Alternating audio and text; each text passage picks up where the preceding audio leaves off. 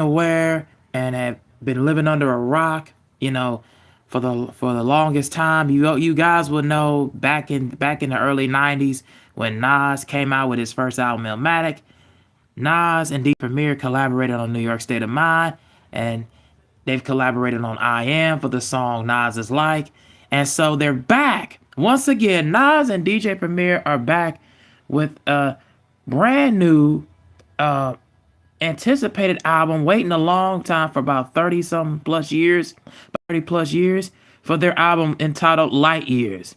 This is a 14 track 14 track list and 49 minutes runtime.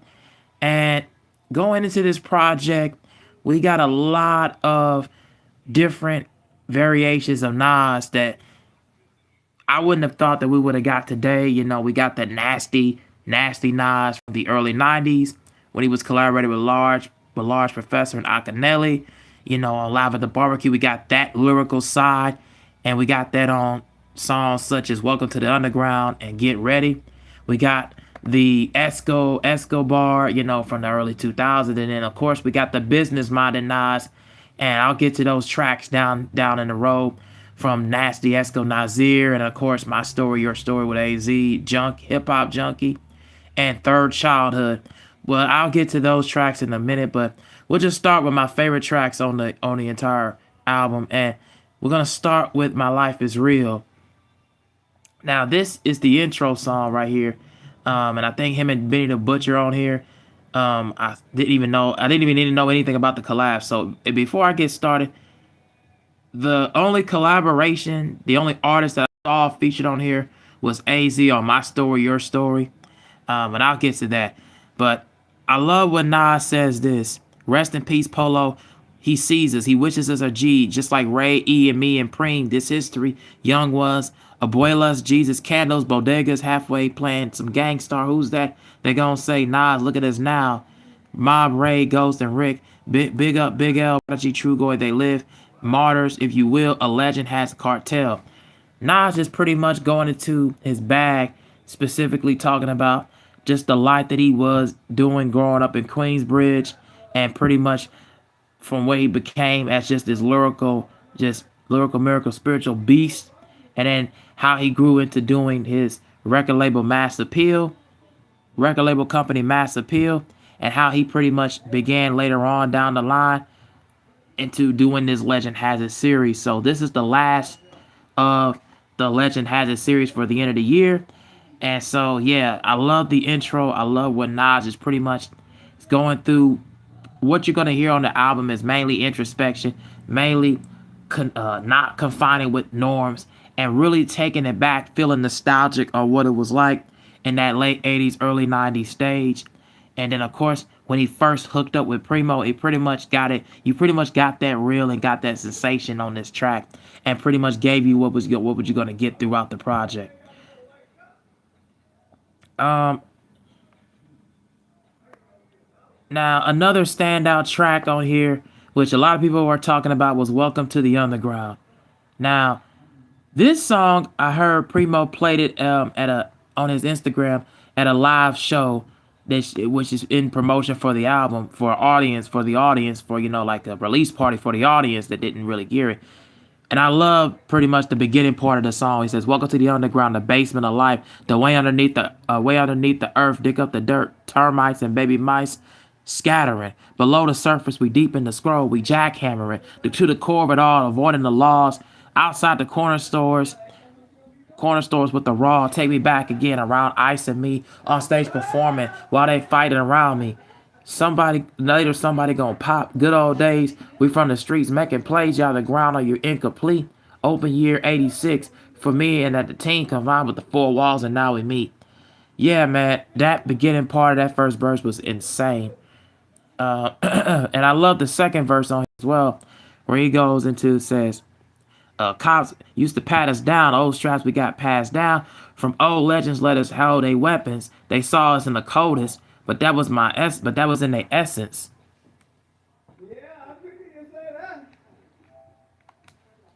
And that was in their essence.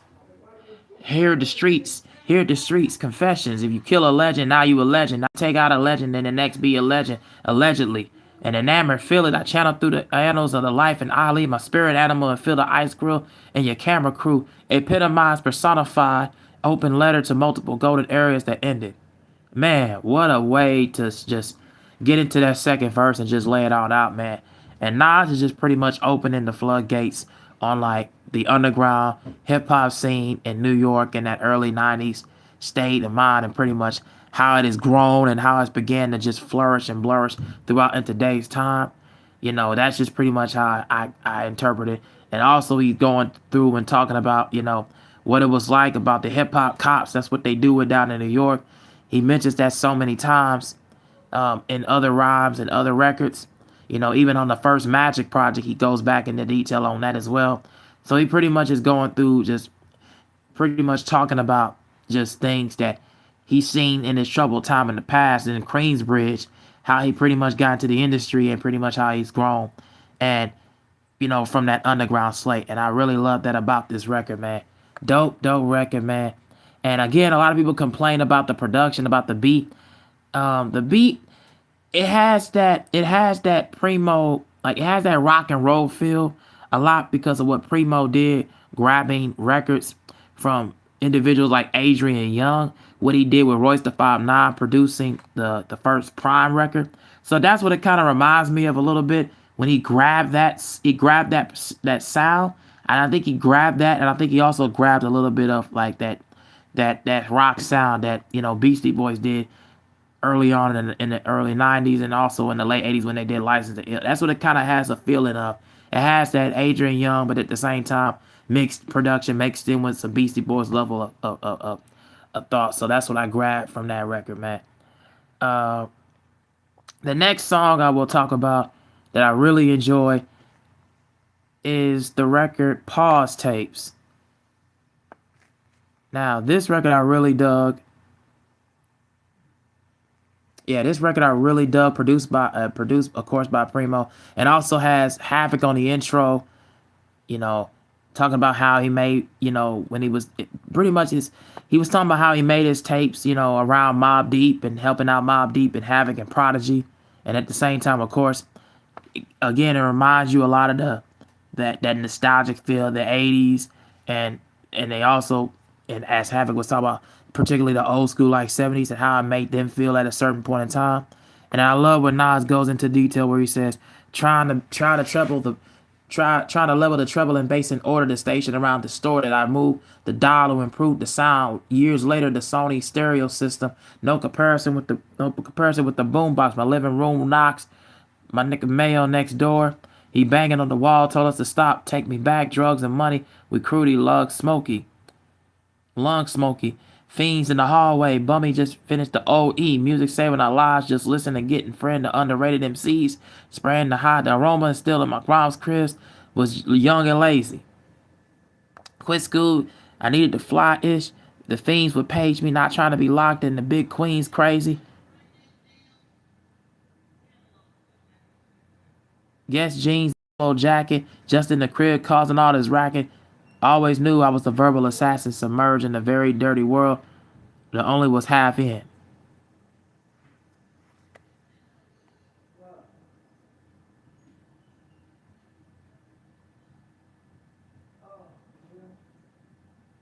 But yeah, a really, really dope way of putting together, just the times when they was playing old tapes and old records that their parents grew up around, and at the same time he had to learn how to, hustle and get money pretty much.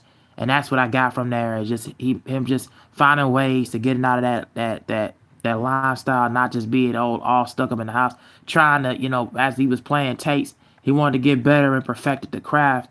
And what better way to get it and perfecting the craft and really by going out and really showing the group and showing the people what it was and how he was able to just show his showing his wordplay, his artistry, everything, just showing it all around in the public and all around the world to just, and it comes to of course, playing and just freestyling, to the homies that he grew up and he was close to. Yeah, that pretty much was just a way of just inserting what Nas was going to push the envelope with.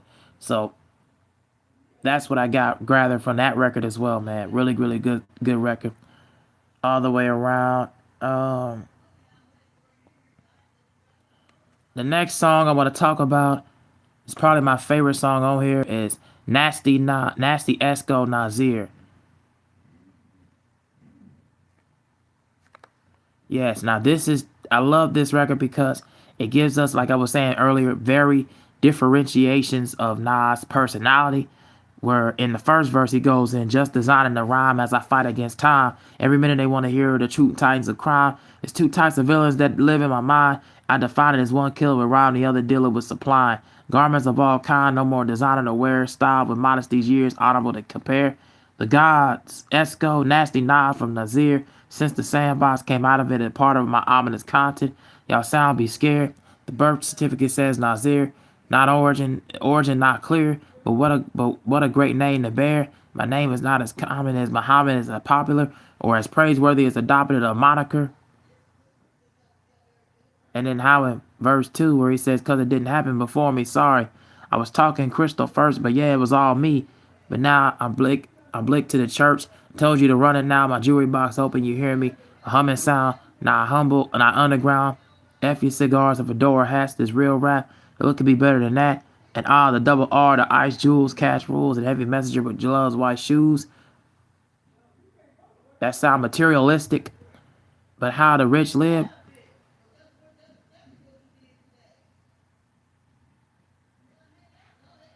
the boom bap is too whack, but don't get you no but don't get you no women. But nasty the type to rob you. And then of course in verse 3, the father philanthropist, film director and author, teach at impresario, resourceful world, casino partner, restaurateur. By the time you hear this song, I'll probably open up a whole new store. Get involved. I'm a mogul, master with modes. Everything got appeal. I led the way, and I'm trying to seek more. More of us here and make our own cigars, top tier. Yeah, man, that's just like I said. Nas going through three different personalities. One speaking from the essence of just growing up and as Nazir. Then he goes in verse 2 as pretty much portraying of his own lyrical prowess and just absolute alliterations and anecdotal verses and anecdotal wordplay. He really goes into anecdotal storytelling as well, but at the same time goes into that nasty Nas what we once remember for at that period of point in time, before even Illmatic and before he even decided to do his first album, when he was going through different launches and different levels of producers, of course, MC Search and Third Base. He was going through all that. So basically, he's just taking from the perspective of that time in the era in the early 90s as just that persona. And then last but not least, he goes into Esco, mainly in particularly the business, the mogul sense, and what he's been doing in the third verse and making moves as, of course, as the Nas that we know him of today. So yeah, I really love this verse. I really love this song. It really gives me so many things and so many interpretations of what we got and what we gather from him and his personal life, and that really just put it all together and really introspective.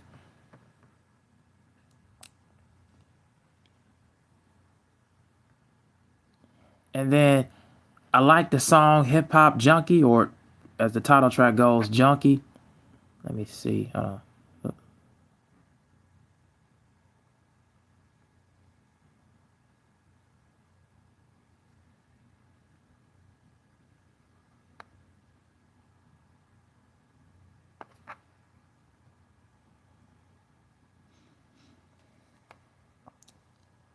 Where he says, I 3D printed the studio, D&D reinvented me, and you know who, Prima. Yeah, y'all, it's been a minute. Came up with the fourth floor through the door. Primo rename it, and now it's headquarters with a new location. We aliens with a deity trust, and men have the men that have standards. I am the God, and I'm supposed to kick this habit. done with it, having fun with it. Hard to let it go, but how could you when you in love with it? Once upon a time, I could start my day without it, and I play every morning while I'm ironing my outfit. In my car, zoning out, I'm straight hot boxing. I need real dope, and I cannot F with some boxing. Medications, they just don't work. My body jerks, R&B playing, concert how I got through the hurt. And 808 addiction, sound of DJ mixing, hard to say. My young boy, because all he listens to is that gritty, raw, intense, hardcore. And then I like in this part where he goes and says, I need music with substance, so it's abuse, they call it. I'm a rap alcoholic and I'm only sober once. My last installment. Need music with substance, so it's abuse, they call it. Yeah, I really love that line, man. It just kind of goes to show you about how he's, really taking it back and being more very nostalgic, being very more so out in the open of what he prefers and what his sound and what that earlier stages of hip hop that he grew up on and what Primo grew up on. That's what he pretty much is talking about. And looking at the art and looking at the art form and looking at the artists and MCs of today and that different magnet and lens and who he looks at and praises and who he doesn't. It's just like that sound and pretty much that essence. And I love the soulful, darker, more ominous feel of it. It really gives the best out of this record. So yeah, that's pretty much what I love about that. Um, and the last song I'll talk about is Third Childhood. That's the last song on here.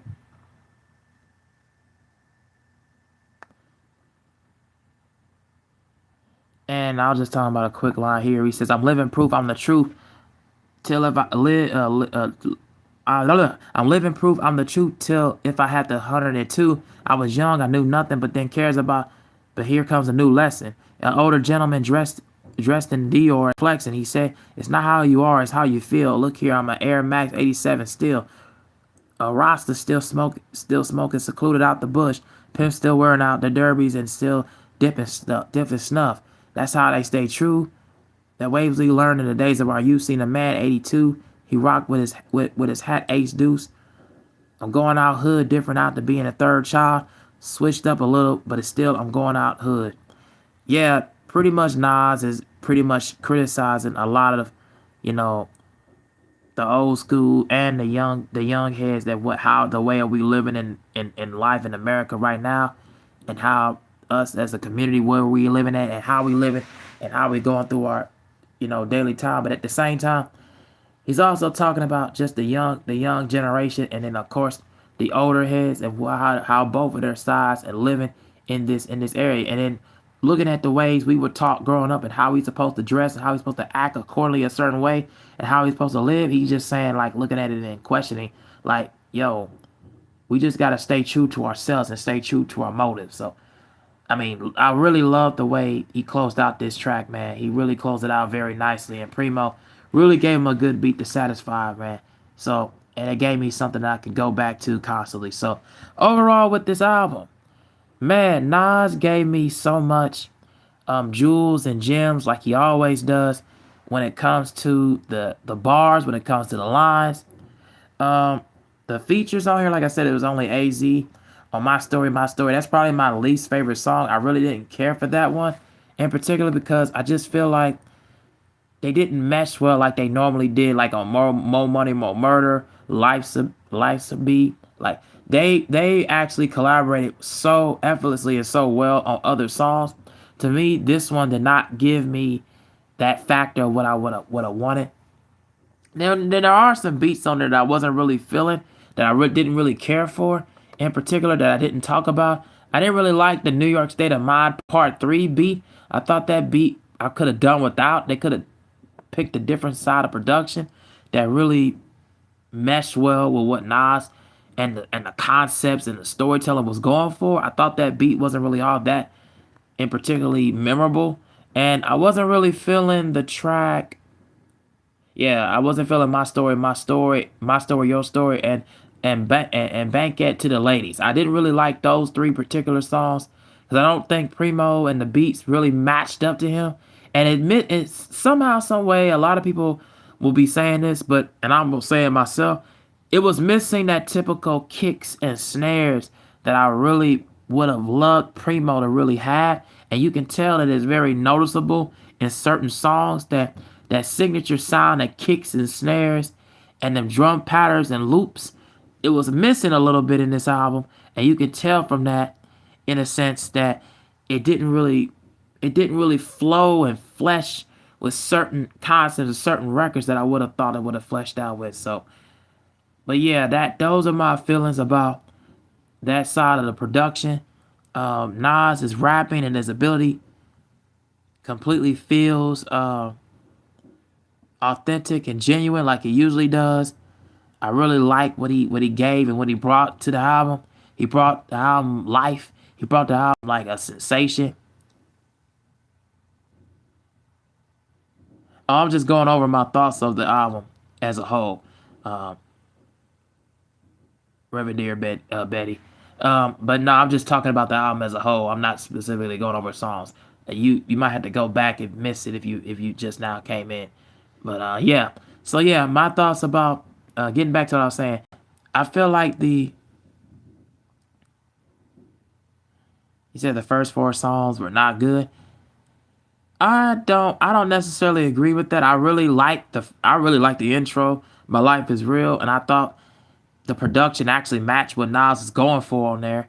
And I actually did like Get Ready because it gave me something about it gave me a feeling that Nas was trying to go in a direction where it's more storytelling, it's more concepts, and I feel like it matched the tone and the energy of what he was bringing. That's what I felt like for me.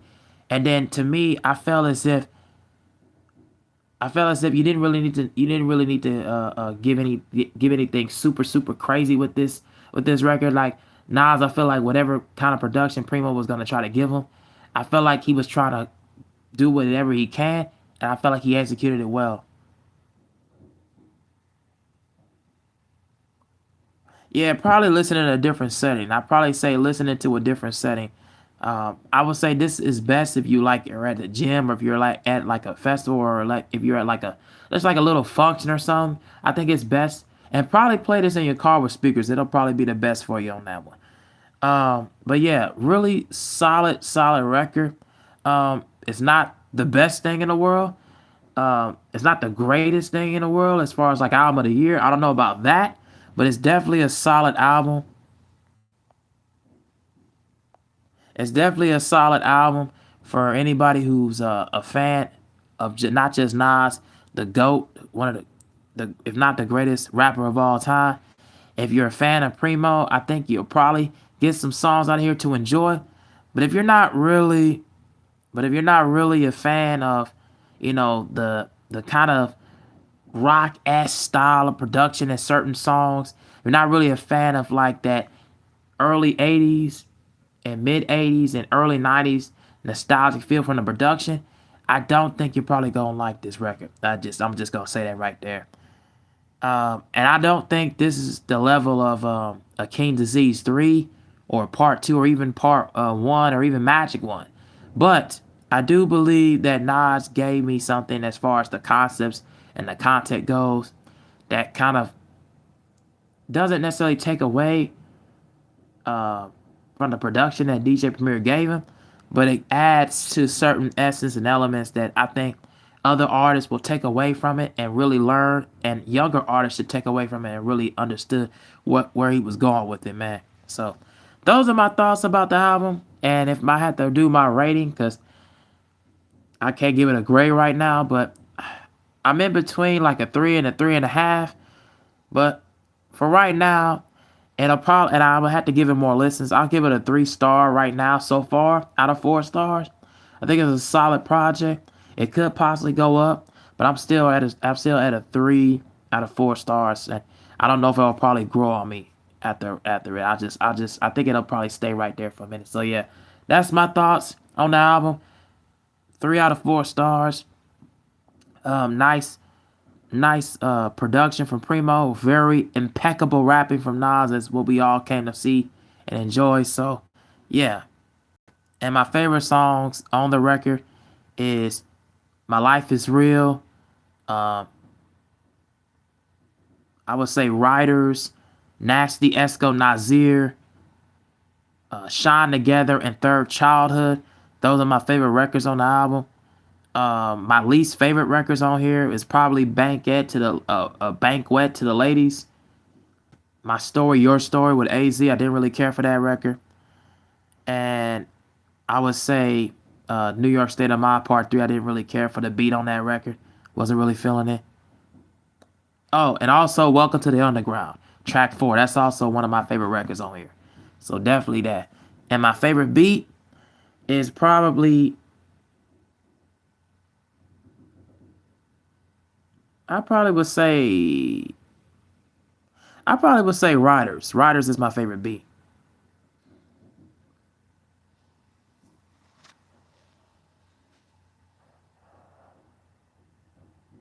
But all right, man, that's all I got to say for this album. Tell me what you guys think down in the comment section. I will be back. I'll be coming back with another album review and more coming soon because I'm doing the Conway the Machine album, and I got Olivia Dean, The Art of Loving, that's coming out pretty soon. I'm gonna come out with that record. So yeah. Anyways, I'm out. Peace. Uh, and tell me what you guys think down in the comment section. And thank you, Raven or Betty. Thank you. I appreciate the conversation. But yeah, I'm out.